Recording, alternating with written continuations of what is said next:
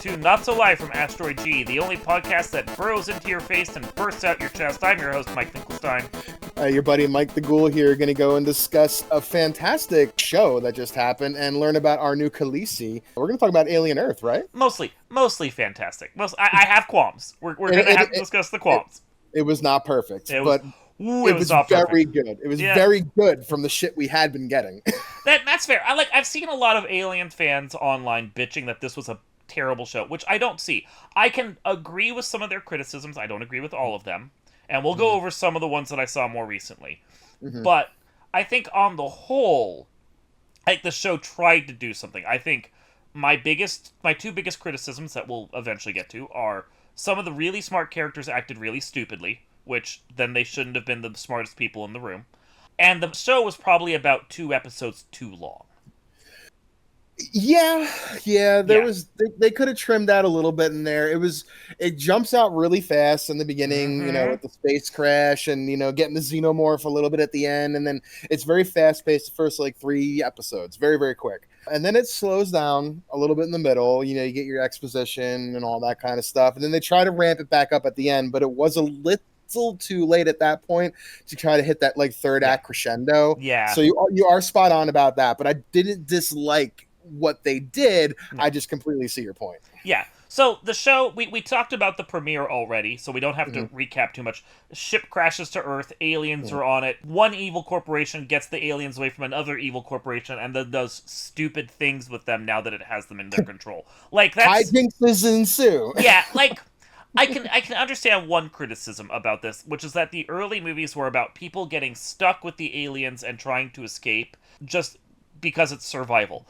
And then at some point the series morphed into corporations go and hunt down the aliens, and there's no longer that poor person human element. We got it in Romulus, which I wish we had more of, except Romulus sucked, so I don't kind of discount that. But Prometheus, Covenant, fucking this show is more concerned with the origin and the creation of the aliens and what the corporations will do with them instead of people just running for their lives from the aliens. It's different. It's definitely different, and this show really has to thread a careful needle here because chronologically it takes place 2 years right before the actual Alien movie that we know that's kicked all this off. I think it might have been better if this was 10 years after, because then you can do some stuff with the story that it couldn't do here because it was limited being a prequel. I'm very interested to see, because it's going to get a season 2. I'm happy we're going to get some. Has that been announced? No, It has not yet gotten renewal status. Yeah. Interesting. Well, I hope it gets a season 2 because, there's some points that they really got to kind of tie up. They didn't close every loophole. They didn't tie every, storyline in a bow. Which was another issue I had. Not tying up everything, but at least giving us, an episode kind of closure for the season so that when we pick up the next season, we can do an evolution of the story. Right. So the needle this thing has to thread is it's a very tricky time frame. You see all this futuristic tech and all this shit that's going on Earth, but then you still see the grimy shittiness of space when they're on their spaceship in the show. So they try to hit on both elements. This is shiny and new, but we still also are in this shit grimy kind of place.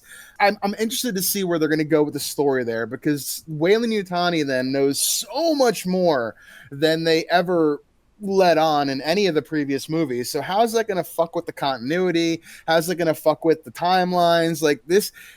It's a weird spot to choose the timeline to start. I think you're right. This would have been much better served to be 10 years later. Fucking make it 100 years later. You skip Ripley forward half a century. Just do something where it's not before. I don't quite get why that's the case. Well, I understand they wanted to kind of match the aesthetic of the original Alien, so they had to set it sometime within the similar time period.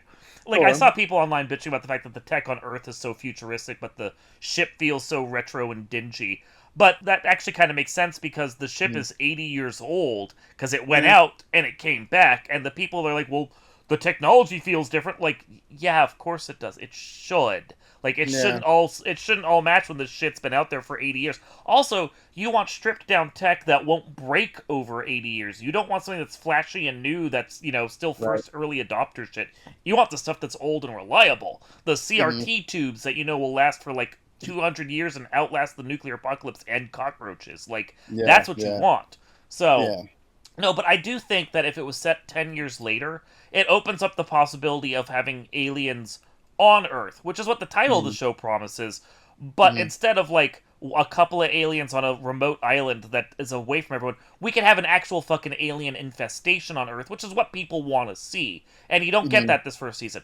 Maybe if it gets renewed and the show jumps forward a certain period of time, it'll do that. But we're not there yet, and without the renewal, all we have is this one season to go on, and it's not satisfying as a whole as a single season. The more I thought about the finale, the more I did see why people disliked it as much. Maybe I Mm-hmm. was just kind of like really shiny with what I saw, and like I was really drawn into the whole like Wendy and what she was Mm-hmm. doing, and like it's just very different. It's very Danny Targaryen, Game of Thrones shit to me, and like I'm into Which I that. didn't Like mind.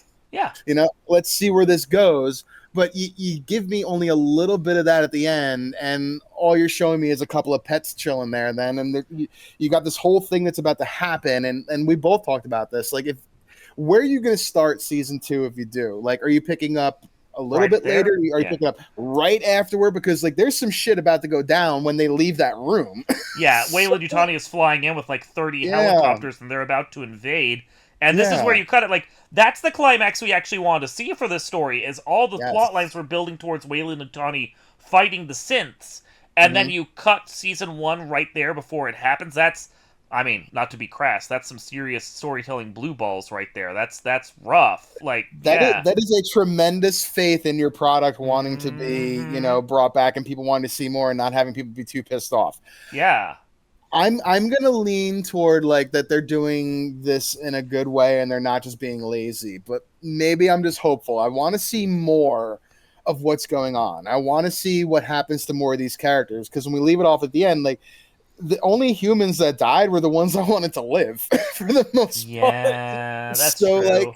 like let's see like where these real shit people go. Like, I Hmm. mean, obviously Boy Cavalier, everybody wants to see him eat it somehow. But I want to know what happens, to some of these other people that, you thought maybe had the best intentions. And as the season went on, they just were total fucking assholes. And I just wanted to see them get their comeuppance. Yeah. And we got to wait for it now. If we get it at all, who knows? Like, that's the problem with Yeah, the no renewal yet. It's been what, 2 weeks since it came out, and we still don't have note of it yet, which seems a little weird. a little bit. Haven't been told it's been canceled. It could just be quietly canceled, which would be really sad. But if that's the case, we'll Yeah. never see these characters again. And I do Yeah. like Wendy. I think her evolution from Mm, functionally just a little girl into who is a stand-in now for the alien queen is yeah. interesting. Some fans online were really stupid because they're like, so she has psychic powers and she can control the. I was like, no, she fucking No, she talks to talks to them. him. She Yeah. figured out their language and she talks, Yeah. and the rest of her special powers are that she's on Boy Cavalier's network and she has Wi-Fi. Like, Yeah. they're Yeah. looking for a high-tech weird magic explanation for what's really some dumbass basic shit. Yeah, and she says it too to her Yeah, brother Hermit. yeah. She goes, and he's like, "What are you guys doing?" And she's like, the dialect's a little tricky or the accent's a little tricky. She's like, "But I'm getting it." Like Yeah, she's talking to them, like she's they not literally spell it out. she's not psychically controlling them. They're a Yeah, hive culture and they hmm need a queen. And without an yeah, actual queen alien around, she has filled that gap for them. She is their yeah, queen bee now. It makes yeah, perfect sense to me from a basic perspective. And yeah. I don't know, fans are stupid. They like enjoy something different. We have gotten Yeah, so much random, horrific bullshit in this franchise over the last 20 years of predaliens and Alien gross 3. ass hybrids and running dog alien threes. Like, let's see what a synthetic can actually do, Yeah. and let's see, like someone that she has all these properties of Hmm. of like this childlike vision of like morality, but like this really strong sense of justice in a way that like is really interesting for someone that's supposed to be like a 12-year-old kid Yeah. that is growing into like this leader of a revolution, it seems. And like, we'll see. I mean, this feels like it's going to go very Rogue One. Like, how are they going to paint the story where they make it out of there and they survive? Like, they probably can't, but I'm interested to see where they go and what they can do with it. Yeah, I think for her character, the turning point is finding their graves for their Yep. old bodies, and the fact that it finally clicks for her that she is not the girl she used to be. She just, Hmm. even if she has the memories of this other girl, she physically is not that person anymore. It wasn't just like a transfer, it was Hmm. the old girl is dead. And like Yeah. at that moment, she stops really being Wendy, even. She starts Hmm. being some unnamed person that hasn't figured herself out yet. And Yeah. like it's a weird position for her, but it's an interesting one character wise for her growth. Like that's her arc this season, which is very strong. I Yeah. don't think many of the other characters, Boy Cavalier, for example, had a strong arc. He should be our villain of this whole piece, but he's a dumbass piece of shit. Yeah, he's very, the overconfidence comes at the detriment of the character's development, I think. Like you can Mm-hmm. only, be such a shithead so much. And like they tried to give him a story at the end and like, paint this whole thing like I've been alone since I've been a kid and To then justify. Wendy, yeah, Yeah. and Wendy calls him out like you've never been a fucking kid. You've always been a shit sad little man. Like it Yeah. like Yeah. really gets to him. Like But she really calls him on his shit. that's a problem too, though, because when he was 8, he built his android defender and killed Mhm. his dad, and that's when he became Boy Cavalier and built his empire.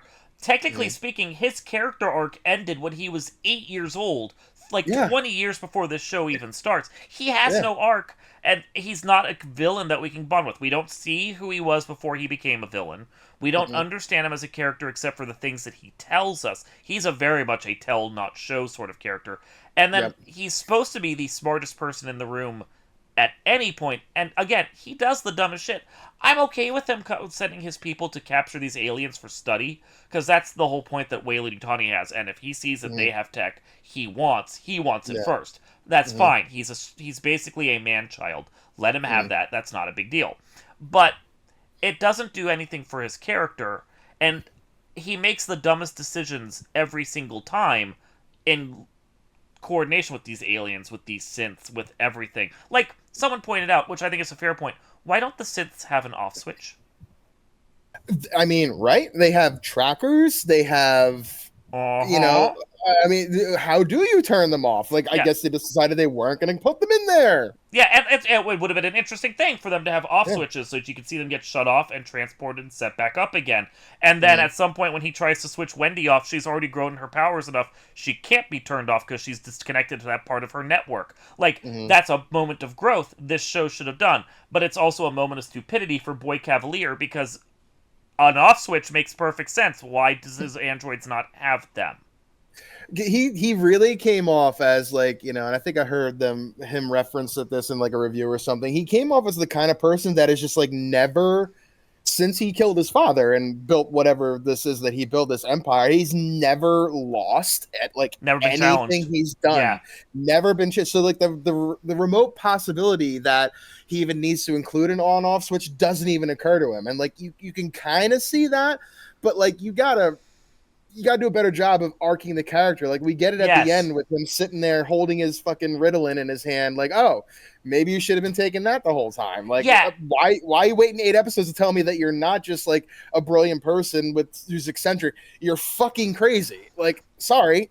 If he's really the smartest person in the room, then his interactions with Wendy should be a chess game instead of Yeah, him lecturing at her and then her defeating him every time she gets challenged. yeah, Like yeah. that never comes into play.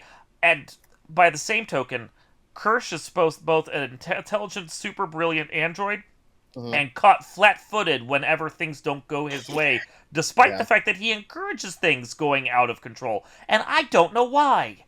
I was very I was excited and I liked Kirsch a lot. And I still like Kirsch to a degree, but I was very disappointed in like whatever crescendo him and Morrow had, Yeah. that ending, I guess you'd call it right there. Like they're all still whatever. But I was expecting a lot more from Kirsch there. Like Mm-hmm. Morrow seemed to work him pretty easily. And like maybe that's because it's the human versus machine aspect, and like, he kind of referenced that with like the John Henry thing and all that, but they even got that reference wrong. Like it was a 10-pound hammer, they said, but it's a 9-pound hammer in the story. Like there were little changes that it's like, okay, whatever, but like the disappointment. Kirsch seemed like he was maybe. I was waiting for Morrow to walk in there and then to like high five. or Yeah, I was waiting for something, something. something, and then Something that shows what his plans are. yeah, and then he just gets like he gets his back broken and he's just laying there. Like, Yeah. all right, well, It, it, whatever. it really felt like Kirsch went from someone who has his own agenda to some guy Yeah, that was just flicking switches just to see what would happen, which made right. Like him much lesser of a character. it did. It Yeah. made him more like the children, seeing the kind of Yes. like blind curiosity. What's going to happen if I do this? What happens if I Mm-hmm. do that? Like, not Mm-hmm. that he was puppeting the strings and like 10 steps ahead, like I don't know. It was a disappointing finale for the arc of whatever that was for Kirsch. Like, we'll Whatever it still see was. more of him, I think, but like I don't know, that ending for Kirsch was disappointing. I did like Morrow though. Morrow was one of the stronger characters in the show as well for me with Wendy. Moral was stronger. I just I think my issue with him is that like he's a character we should have be following better than we do because he'll just like Yeah, vanish for whole chunks of episodes when he actually has one of the more interesting story arcs. He went to yeah, space for this mission. This mission is his whole life because he gave up his daughter basically to be mhm, on this mission. And then she dies even while he's not even there, so he has nothing to yeah, live for except seeing this mission through. That's an interesting mhm, story. Watching him try and resolve his mission with his character arc is strong. He needs to be a bigger player, and an unfortunate fact for him is that one of his best episodes is also one of the most disposable of the season. Episode mm, 5, which is set entirely at the before yeah, the first episode, which is all about how the ship that was bringing all these aliens to Earth went haywire and blew apart. It's not needed. All the important details come in the first episode in like the very short sequence we see. It felt to yeah. me like they like, well, we built this set, we have to use the set for a whole episode as opposed to having a good reason for it. I like the episode in a vacuum, right? Like Mm-hmm. I liked it. Mm-hmm. It felt out of place in the middle of the season. Like I almost wish they took that and like threw it like 6 months ago. Like here's a 40-minute Yes, taste of that's what my you're thought getting. exactly. Like give me that. Like here's what you're gonna get coming up in the fall. Get ready for it. Like here and like you, Yes. you cut at the end when the ship's doing whatever, and then you pick up the episode one right where it was. Like Yeah, it was just exactly. out of it fucked with whatever pacing there was, and it was out of place. It was disposable, and it's sad because it was one of the better episodes of the season as far as I'm concerned Yeah, too. it should absolutely have been a 6 months earlier, like Yeah, series premiere event movie to yep, lead into the first season, and then the first season should have been like 6 episodes to focus yep, on the characters after that ship crashes down. We pick up with the like Moro shoving himself into the pod, the ship crashing to Earth, and then mm-hmm, like the synths and all of their story picks up after, and we just focus on the synths and Moro and like mm-hmm, cut out a bunch of the other crap. I'll be honest, I like Wendy's brother, but he's not necessary to the plot. Kirsch at this point isn't necessary to the plot. yeah, Boy Cavalier almost isn't necessary to the plot. And we really mm-hmm, don't need to delve as deeply into Wayland Yutani as we do, because that should all just come straight from Moro and a couple phone calls. That's stripped down to just what's essential. There's a lot of inessential material for what could have been a much shorter and more refined series. you're not wrong. It's almost like they had a budget and they wanted to fuck it. We're gonna spend this budget, bro, and they did good with what they had, but there was pacing issues. We just talked about it, and interesting choices with some of the characters toward the end. Like I was rooting for Hermit for 6.5 episodes, and now like I don't give a fuck if this guy dies. Like I Yeah, really don't care. I he's a wanted him to have his damsel. sister, but he's not even like he's just like a token white guy at this point. He is. Like He's not I necessary. don't. He doesn't further the story. Wendy's already surpassed him. Any need for him? Like she Yeah, almost fucking kills him herself. Like it's yeah. kind of crazy. If Wayland Yutani had invaded in the last episode and then he died, I would have felt that would have been a perfect use for his character. Him Mm, connecting with Wendy, pushing her forward, her realizing she doesn't need him anymore, and then him sacrificing himself for her would have mm, been perfect evolution. And then she would have been freed of her humanity and we could move on. Instead, I'm sure mm. he's going to linger for another 4 seasons, and I just don't care about him. I'm not sure. Like I could see like you saying that made me think like that would be a really good thing. Like let's see something else fucking happen to Wendy to change her opinion on something. Because right now she seems like she really has it figured out, and she has this like direct purpose. Like I don't need this guy anymore. I think that Okay. was Smee, but he says to her in the last episode, he's like, "You gonna let him die?" And she goes, "I don't know." He's like, "But he's one of us," and it kind of gets Wendy thinking a minute. Like she's going down that like very black and white kind of looking at things, and she's losing her gray area. So I think it'd be interesting to see like if this death does happen and he doesn't linger, what does that do to her character? Because she is far and away the most interesting character She on the is. show. She is. Like, Aside from some of the other aliens that we'll get to again too. honestly, like the show should have ended with the Weyland-Yutani invasion. I'm sure Mhm. they probably ran out of money, which is part of the reason why it ends when it does. But it Right. should have ended with the Weyland-Yutani invasion, the whole battle out. Whoever survives gets out, and then we should jump forward at that point and see Wendy at a different spot in her evolution after having, Mhm. for instance, lost her brother and having to figure out who she is now that Mhm. all of her earthly connections are gone, and she Yep. basically just has androids, synths, and aliens to talk to. Which, Yeah. let's talk about the aliens before we decide to start wrapping this whole thing up. We get Mhm. 5 different species, some of Yep. which are more interesting than others, because I don't think we fully explored all of them. Some of them are definitely just like alien insects, like the blood bugs and the Yep. synth dissolving bugs. Those, Yeah, the ones that eat the technology or yeah, whatever. Yeah, yeah. those maybe have a little bit of intelligence, but they don't seem super smart. We also Mhm. have the weird plant pod, which again seems like it's mostly acting on instinct, but is cool looking. Yeah, yeah. But then we have the 2 smart creatures, which are the xenomorphs, which obviously Mhm. have to be on the show, and the weird eyeball. And the eyeball is probably my favorite character, honestly, even Yeah, beyond Wendy. It's fucking yeah. great and creepy as shit. Yeah, the Teocellus, I think, is what it's been called, and it is that thing steals the show too. Whenever it's on screen, that was the most compelling alien on the show, and Yes. like, and maybe like I don't want to sell the xenomorph short because like we've seen it before, and these were good xenomorphs. Like the Yeah. scenes were good; they did a lot of good. There was some new things with them as well, but.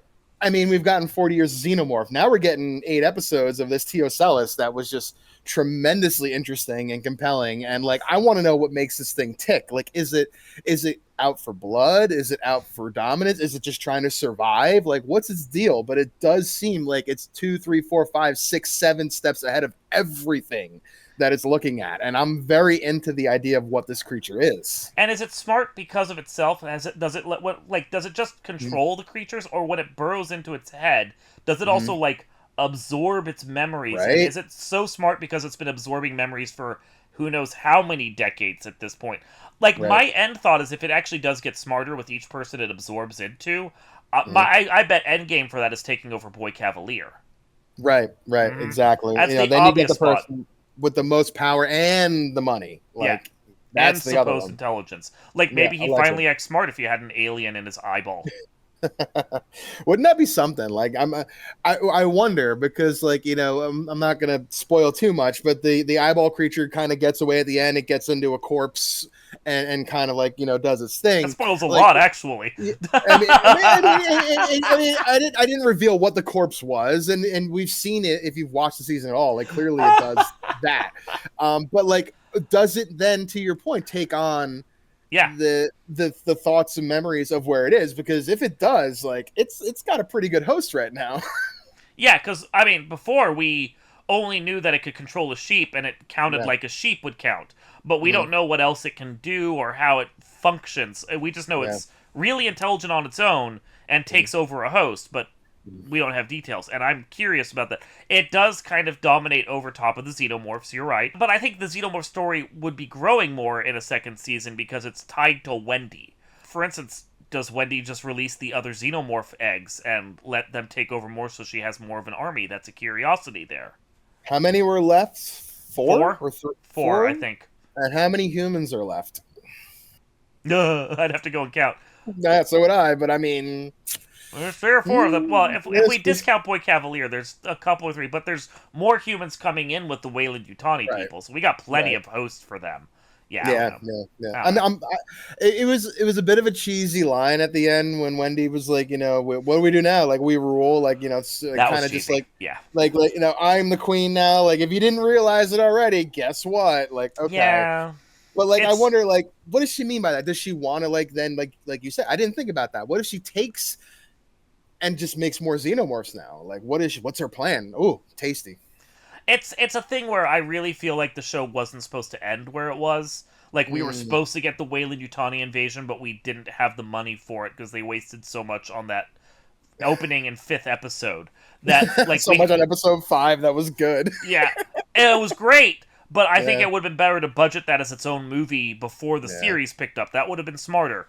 But, Yeah. like, we had to cut because we ran out of money. So instead of, like, leading into the next episode, they gave her a cheesy line to finish the finale, and it didn't work. Yeah, No. it was your typical kind of like, you know, you've seen a million of them on like not Hawaii Five-O, but like CSI Miami, like the whole put the glasses on, look like yeah, like it was like one of those, but it was just corny, man. It was when Romulus pulled out the fucking "get away from her, you bitch" line. Like you had a lot of good things going on here, and now you had to throw that in at the end. Fucking, why? Yeah, I know.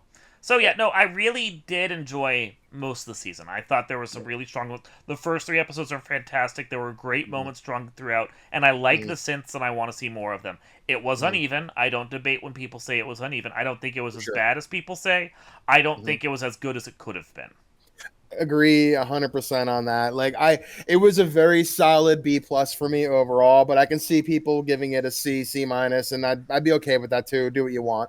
It hit on notes for me that I was unexpected and made me enjoy it a little bit more. But I get people's criticism. I do. I mean, it didn't really explain things at the end, and it left off at kind of the best part, which is almost the point, but at the same time it's really it's putting a lot of faith that your product's going to come back, and we just don't know yet. We don't know. And I think that's the biggest thing that's holding me back on really enjoying this, is that if this is all we get, we only get these episodes and nothing more comes out, then it's a huge disappointment. But if this is just like the first half or first third of a planned story and we get all of it, then I'm probably going to feel better about it because it's going somewhere. If it goes nowhere, I'm pissed as hell.